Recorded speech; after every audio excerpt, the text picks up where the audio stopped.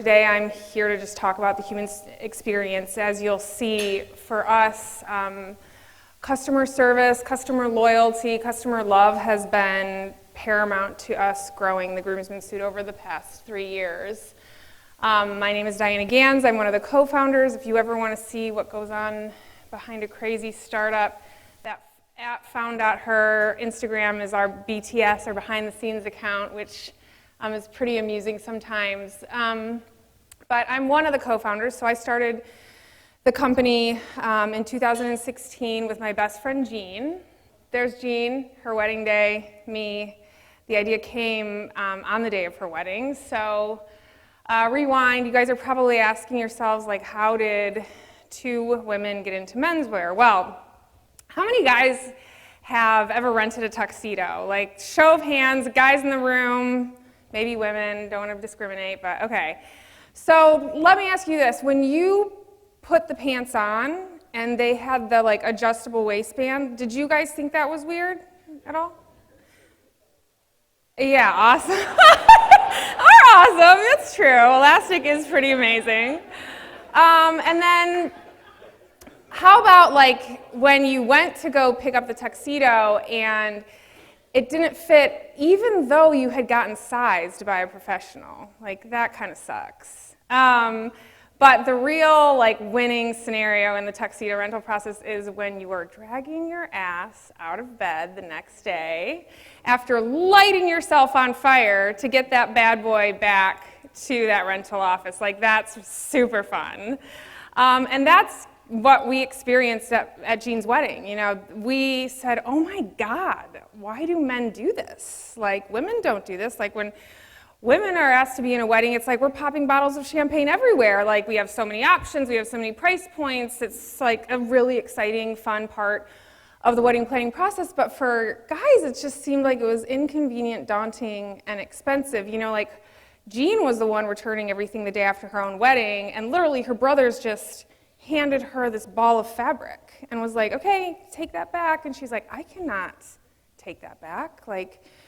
You are going to own this. You're going to have to keep this thing. And they were like, no, what are you talking about? This is just how it goes. Just take it back. And so sure enough, she took it back. They were like, yeah, dump it over there. And then she got the receipt and she realized, God, they had spent $250 on something that didn't look great, didn't fit them well. They didn't get to keep, not that they would want to keep it.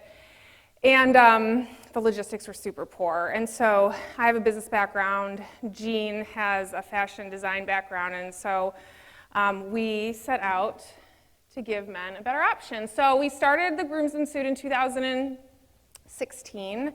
We launched it on a Kickstarter just to test the idea of what a suit or a tuxedo for under $200, how popular would that be? And in 30 days, we sold 100 of them, and we were like, oh my God, we've got to get a website together. So probably many of you have never heard of us, but we do have customers, I promise. We are now doing, to give you some sort of perspective, 2018 was our second full year in business. We grew 300%. We did $2.5 million in sales. We're doing about 100 orders a day right now. And our biggest problem in 2018 was really we were selling out of everything we had. And we were shocked by the growth, and the reason why we were growing was because we had inadvertently kind of tapped into this really viral effect with our customers. And we created that by a few things, but there was also a few things that we did not do to create that. Some digital strategy that we opted out of and decided to not base our customer experience on. And that is this crazy system of discounts. And all of our competitors do it. And it's so hard to not cave. Every day I'm like, maybe we should do a discount, maybe we should do a promo. I recently saw a advertisement that was a tuxedo rental place, and it was all of these things. It was, Groom gets his tux free, guys get $50 off, we'll do your invitations, and we will make a donation to a children's cancer charity. And I was like, damn it. I will never top that. Like, what am I even getting myself into here? Diana, you've got to get it together. And so, like, this is just something that we just knew, especially off the bat, being a young company, we didn't have the resources to manage the game theory that is all these discounts, and we didn't want to base our customer service and our customer experience on price. It's really hard because this is the culture that those sales create. You know, everybody asks us every day. Like, we have macros and Zendesk that are like, no, we don't offer discounts. Like, and so it's a really hard thing to fight. I will say now, being almost 4 years in, that, and this is like a whole other talk, but the value that we've created in not playing the discount game and not managing, again, that game theory is incredible. Like, we've been able to now do some really cool things with our marketing because we haven't been discounting this whole time, and we have pretty healthy margins. So, you know, truly, like, how we grew, it's not rocket science. We were great to our customers. They loved us. They told their friends. You know, inevitably, when you're outfitting a wedding, you have to convince the engaged couple to go with you, you know. So you can convince the engaged couple. It translates to average groups are like 7 guys. Inevitably, there's always 2 or 3 guys in that group about to get engaged or are engaged, and men, you guys are creatures of habit. If we give you a good experience, you will come back when it's your turn. And like, we literally have guys that have worn our suit in every color because their friends have just circulated us around, which we love. But we didn't, I mean, I would love to say that we fully expected this. We didn't truly understand until we got going and we saw the crazy growth.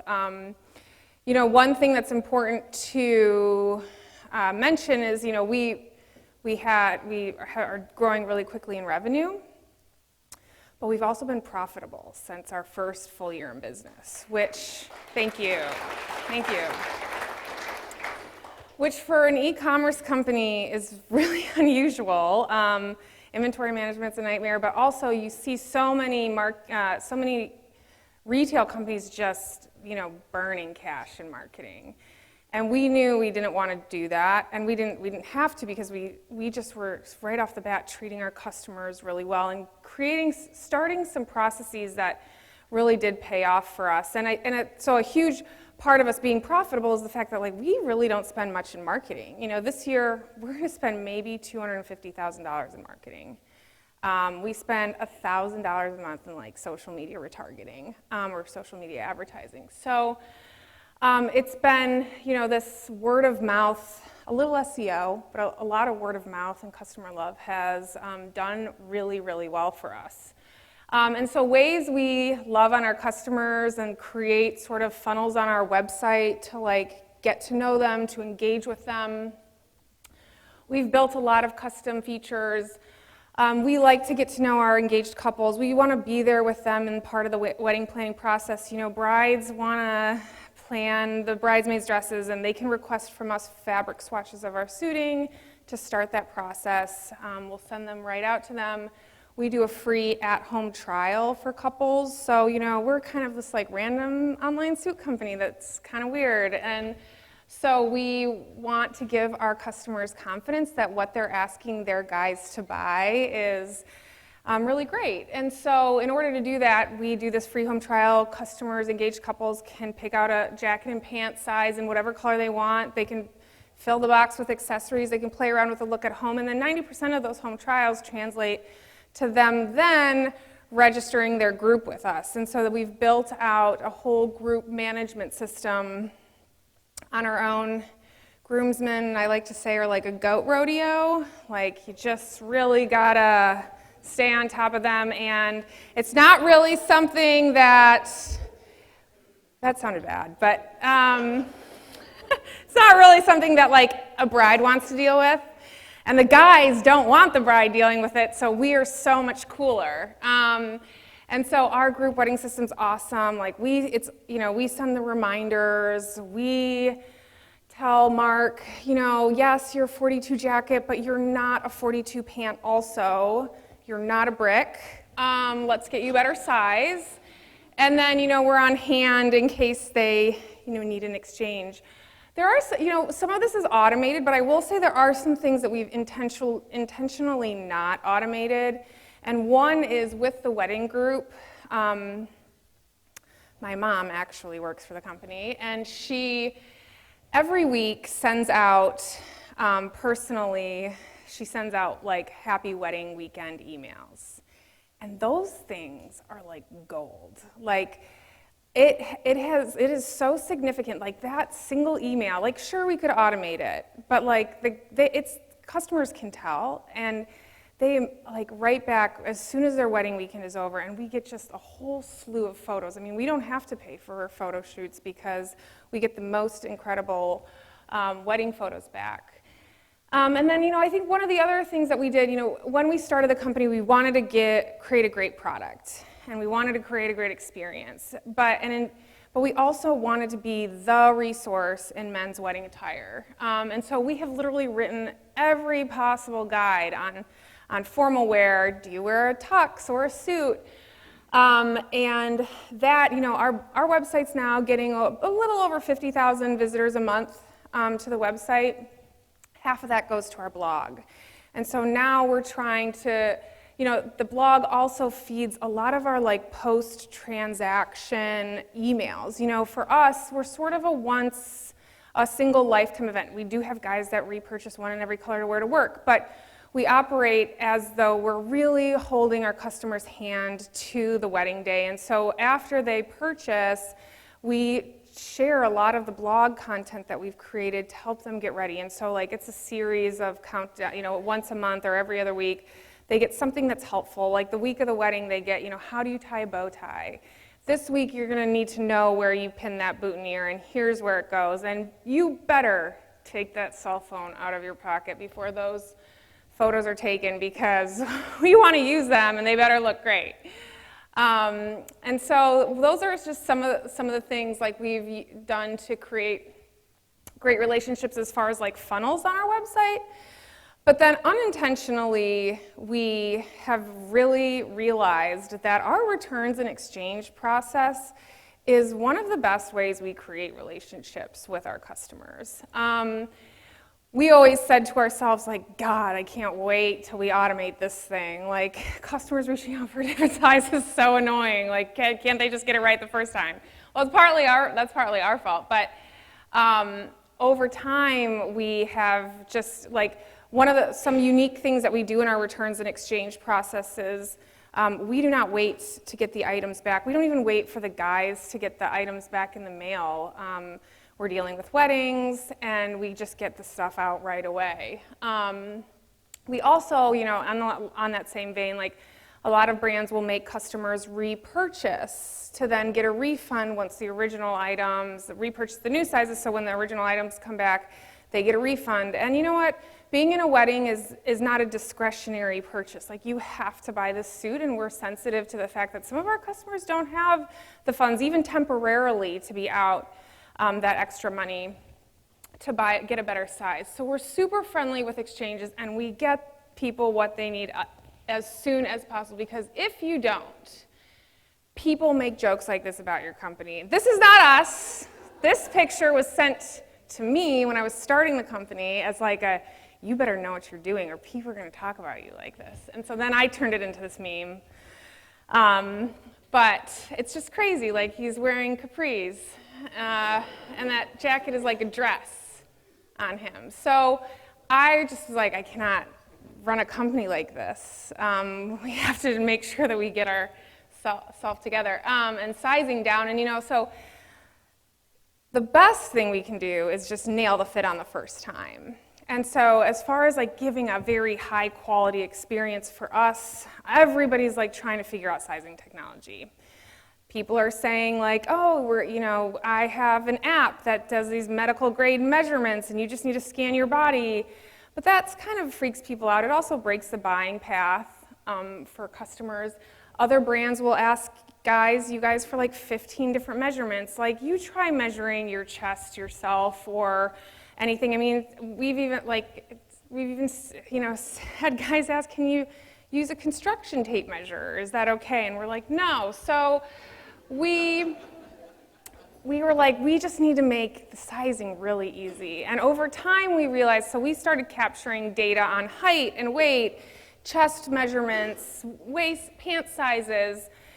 And so we over time, we've been able to build a smart algorithm that continues to get smarter as people purchase and make exchanges. And it asks very simple things like, what's your height? What's your weight? Pant size? Do you know your jacket size? Great. If you don't worry about it.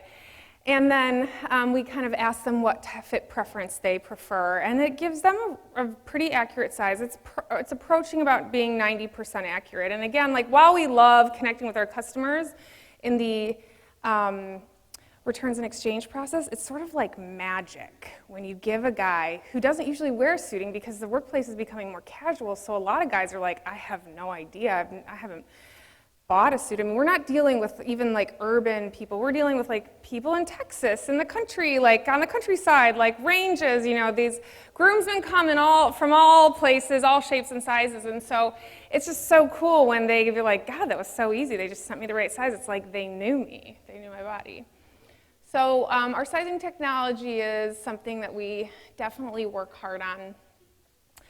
And now we're bringing the digital experience into brick and mortar. So we never wanted to have a brick and mortar store showroom. You know, when Gene and I started the company, I mean, we were shipping out of our apartments in New York, and we were like, if we do 10 orders a day, like we're gonna have made it, and we're gonna stay online forever, and it's gonna be great. And we moved the company to Chicago a couple years ago, and we got this beautiful, like, top floor space in this, like, super obscure building because who cares? We're never going to meet with customers. And we've shoved 5,000 suits in there, and we were shipping all day. And guys would just show up. And we were, like, in our yoga pants, you know, like, I'm fixing my hair, and, like, I'm sweating my ass off. And we were like, go home. Go home and you place that order online. Like, you can call me, we can talk about sizes.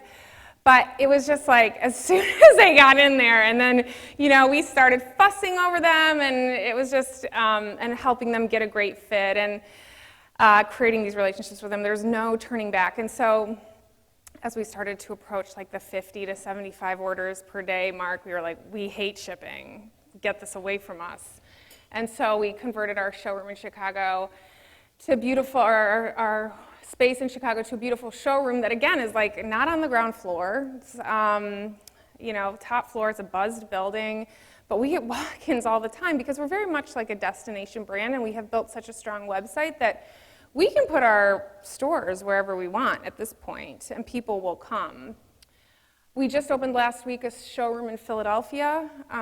This one is actually on the ground floor, so we're testing that out. It was just too great of an opportunity and location to pass up. And we're looking at opening more in 2020, Denver, Boston, LA, Austin, Texas. So kind of what's next for us. And so some of this might seem like it's more product-based than necessarily digital marketing, but it's not really, because we recently just launched a women's line. This is it. It's awesome, ladies. You can talk to me afterwards. But it's, we launched a women's line, and we're not trying to become a women's suiting company. But for the brand, it's really important that we are inclusive. And women are not wanting to wear bridesmaids' dresses anymore. Women are marrying each other, and they don't want to wear a wedding dress. And so for us, it was really a marketing, sort of experiential product offering that we could offer. I mean, we didn't order a ton of them, but we have a good amount. And it's not like, again, we're going to become a women's suiting company. It's really just to round out the experience, you know, be for our customers, whatever wedding vision they have, whether it's groomsmaids standing up on the groom's side, bridesmen, like we want to be there for them. And so that was a really important collection for us to launch.